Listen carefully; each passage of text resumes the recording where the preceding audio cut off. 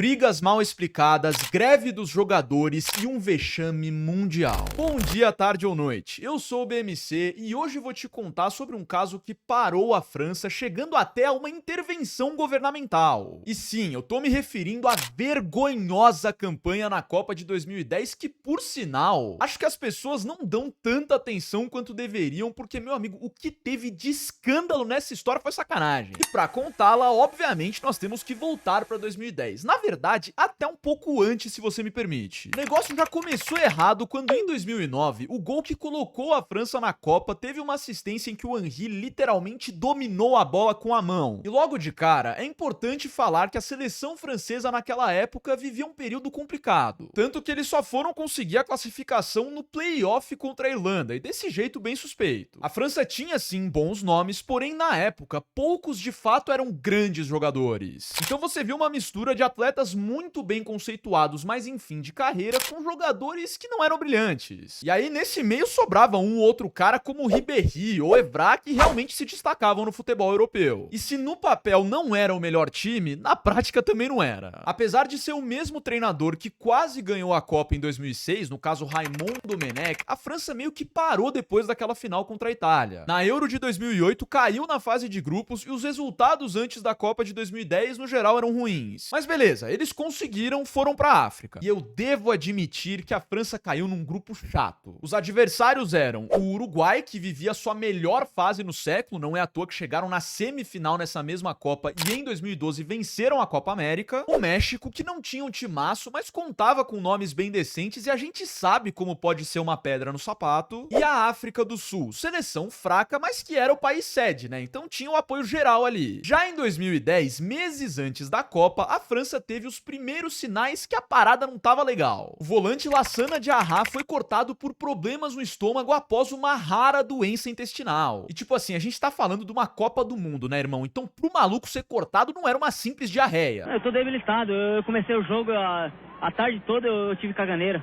cagando pura água. Porém, mais bizarro que o corte do Diarra foi o acidente do zagueiro William Gallas, que conseguiu, ouça bem, capotar um bug durante uma atividade de lazer do elenco. Os caras estavam como se fosse num kart e o maluco sofreu um puta acidente, mas pelo menos não sofreu graves ferimentos e não precisou ser cortado. Depois dos últimos amistosos contra Tunísia e China, em que só pra deixar claro a França não ganhou nenhum, o grupo estava completo pra viajar ao Hotel Pezula, localizado na cidade de Knysna, na África do Sul. E você acredita que até a hospedagem dos caras deu polêmica? A secretária de esportes da França na época criticou o excesso de luxo da seleção e comparou com a Espanha, por exemplo, que escolheu ficar num campus universitário. Pior que justamente a Espanha foi campeã em 2010. Mas ok, vamos finalmente pra parte futebolística. No primeiro jogo contra o Uruguai, a equipe do Domenech não foi brilhante, mas se defendeu bem contra um adversário complexo, garantindo pelo menos um pontinho com o placar de 0-0. O resultado, como vocês puderam ver, não foi péssimo, só que depois desse jogo já começaram algumas picuinhas. O jornal L'Equipe apontou uma possível crise de ciúmes entre alguns jogadores e o meia Gourcuff, que era uma das promessas da época. Esse boato ficou ainda mais forte quando o Evra deu uma cornetada pública no Gourcuff, dando a entender que ele era isolado do grupo mesmo. Além disso, de acordo com o jornal Libération, 4 atletas do elenco foram sugerir uma mudança tática pro Raymond Domenech, que não gostou nada porque descobriu que essa ideia tinha sido implementada pelo ex-jogador Zinedine Zidane, deixando o clima mais tenso ainda. Até porque já existia um questionamento externo em relação a algumas decisões técnicas, como por exemplo colocar o Anelka de titular e deixar o Henry no banco. Ou seja, você pode imaginar a panela de pressão que tava o ambiente antes do jogo contra o México. Pois bem, mesmo com todo o burburinho, pouca coisa mudou no esquema. O Domenech manteve seu 4-2-3-1 e a única alteração foi centralizar o Ribéry no lugar do Gourcuff, que foi pro banco substituído pelo Malouda colocado para jogar na ponta. Desse jeito, a França foi pro seu segundo jogo, em que só precisava evitar a derrota para não se complicar. Mas é aquela história, se você tá vendo esse vídeo em 2025, 26, sei lá quando, já dá pra adivinhar o que aconteceu, né? E antes da gente continuar, só peço que você se inscreva e deixe o like pra fortalecer o meu trabalho e ver mais conteúdos como esse. Pode não parecer, mas cada interação coração é um grande incentivo pra gente aqui do canal, então faz a boa aí, vai, tamo junto. Bom, voltando pra nossa história, como você deve ter adivinhado, a França fez uma partida bem burocrática, pra não falar ruim, não teve praticamente nenhuma grande chance e foi derrotada pelo placar de 2-0 pros latinos. Os gols desse jogo retrataram bem como a atenção da seleção francesa parecia não estar dentro de campo. Primeiro, o Chicharito aproveitou uma linha burra errada da zaga e ficou cara a cara livre na frente do Lohri. E depois o Pablo Barreira, jogador que você não deve nem saber quem é, passou pelo Evra como se o lateral do United não fosse nada e chegou à área para sofrer um pênalti genuinamente burro cometido pelo Abidal. Com esse resultado, a França ficou numa péssima situação e passou a depender de outros para se classificar. Só que mal sabiam os torcedores franceses que a pior parte do jogo contra o México nem tinha sido o placar. Vai tomar no c...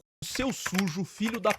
De acordo com o jornal L'Équipe, Nicolas Anelka teria dito exatamente essas palavras ao Raymond Domenech após uma crítica do treinador no intervalo contra os mexicanos. Eu não preciso nem te explicar o tamanho da crise que essa capa de noticiário gerou, né? A partir dali, a Copa da França acabou e virou uma briga fora das quatro linhas. No dia 19 de junho, pouco antes da segunda partida, Nicolas Anelka foi cortado em plena fase de grupos por conta da sua indisciplina. E assim que foi mandado embora, o atacante deu uma entrevista falando que sim, ele teve uma discussão ríspida com o Domenech, mas não disse as palavras que a imprensa tinha publicado. Coisa que inclusive foi reiterada durante o seu documentário na Netflix. Acontece que o elenco francês comprou e muito a briga do Anelka. Na semana prévia ao último confronto contra a África do Sul, os jogadores protagonizaram uma das cenas mais bizarras que eu já vi em uma Copa, se recusando a treinar. Eles literalmente chegaram de ônibus pro treinamento, atenderam os torcedores que estavam ao lado do campo e foram embora. Na verdade, antes de ralarem, o Evra, que já tinha falado sobre a existência de um treinador que vazou a treta do vestiário, discutiu com o preparador físico Robert Duverne, que também saiu revoltado da conversa. O elenco da França até fez um comunicado lido pelo Domenech, explicando que discordavam da decisão da Federação Francesa em desligar o Anelka, que o protesto do treino era relacionado a isso, mas iam fazer de tudo para se classificar. Só que, irmão, não adianta, o caos já estava instaurado. Depois do abandono à sessão de treinamento, a galera caiu matando em cima dos jogadores. E eu não tô falando só da mídia não, tá? Mas sim vários políticos do país. Teve chefe da delegação francesa pedindo demissão, patrocinador cancelando campanha publicitária, e até o ministro da imigração falando que no exterior todo mundo tava tirando sarro da França. Curiosidade, o próprio Zidane, que não era nenhum fã do Domenech, criticou essa ação do elenco francês e falou que na época dele, o meia respeitava seu treinador, seguia as regras e é assim que as coisas devem ser feitas. Mas calma, é claro que o negócio podia piorar. Se bem que nessa altura do campeonato nada surpreendia mais ninguém. Enfim, a França atingiu a proeza de ser derrotada pela África do Sul, deixando a Copa com apenas um mísero ponto. E convenhamos que eu não preciso nem passar por esse terceiro jogo pra você entender que foi um desastre. O momento mais interessante foi o Domenech se recusando a cumprimentar o Parreira, técnico da África do Sul na época. Olha, eu gostaria muito de passar por tudo o que aconteceu com a França no pós-Copa, mas irmão, na boa, é impossível. Foram tantos escândalos que só pra você ter uma noção, eu fui ler uma matéria do UOL feita na época sobre a invasão de torcedores na Federação Francesa e olha as sugestões de outras notícias. Essa imagem retrata perfeitamente como a situação tava fora de controle. Evra pedindo desculpa, Henry dizendo que se sentiu marginalizado, revelação que vários jogadores foram contra faltar no treino. Quanto mais você cava, mais você acha polêmica. O que eu acredito sim que seja interessante explorar é o fato de que até o governo teve que intervir. Antes mesmo da partida contra a África do Sul, a ministra da Saúde e do Esporte, Roselyne Bachelot, se reuniu com jogadores e comissão técnica argumentando que a reputação inteira do país estava em jogo. Ela teve uma dura conversa com o elenco francês e afirmou que tomaria medidas, como a criação de um termo ético que deveria ser assinado por atletas antes de representarem a França e a reformulação da governança no esporte da França. Bachelot ainda disse que sentiu que os jogadores dariam tudo de si contra a África, e eu tô citando isso só depois do jogo contra a África do Sul, porque após a Copa, as falas com o governo continuaram, envolvendo até o presidente da França na época que conversou com o Thierry Henry. E cara, como eu já tinha falado, as polêmicas não pararam por aí. O Anelka foi suspenso por 18 jogos e 2 anos depois, o Raymond Domenech lançou um livro falando mais sobre a Copa de 2010, em que ele